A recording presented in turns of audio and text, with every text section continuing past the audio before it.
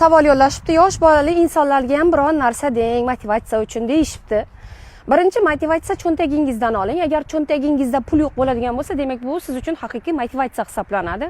Negaki o'rnimizdan turib ishlashimiz kerak. Qizim hozir 5 yosh.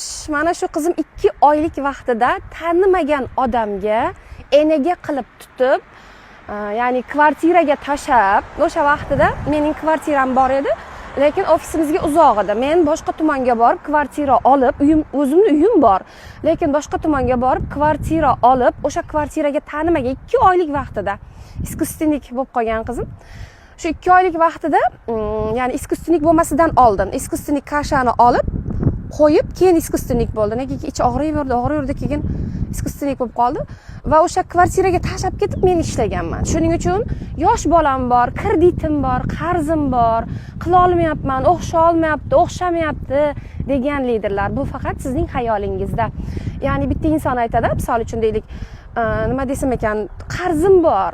Hozirgi kunda bilmaysan-da meni erimni yoki bo'lmasa ota-onamni bilmaysan. Kechirasiz, siz o'zingiz bilmaysiz. O'zingiz bilmagan vaqtda bizda o'z-o'zidan komfort kelib chiqadi. Men deydi, nima deydi? Ishlar edim deydi.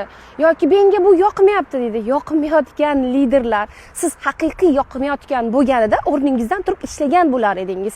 Nima uchun ishingiz o'xshamayapti? Negaki biz kimnidir kutyapmiz. O'sha kimnidir kutayotgan vaqtingizda bizda biznes o'xshamaydi. Va men o'sha turib ketgan bo'lar edim. Yo'q, ular komfortdan turgisi kelmayapti. Komfortdan turgisi haqiqiy muhtoj odam komfortdan turib ishlaydi, kechirasiz. Shuning uchun menda bu o'xshamayapti, menda bu bo'lmayapti deyotgan liderlar. O'xshamayotgan bo'lsa, demak o'rningizdan turib ishlashingiz kerak. Yosh bolali insonlar, menda yosh bolam bor, yubormayapti. Bu faqat siz uchun bahona. Agar haqiqatdan ham pul kerak bo'ladigan bo'lsa, haqiqatdan ham ehtiyojingiz bor bo'ladigan bo'lsa, o'rningizdan turib yurgan bo'lar edingiz hozir. Qandaydir imkoniyat topgan bo'lar edingiz.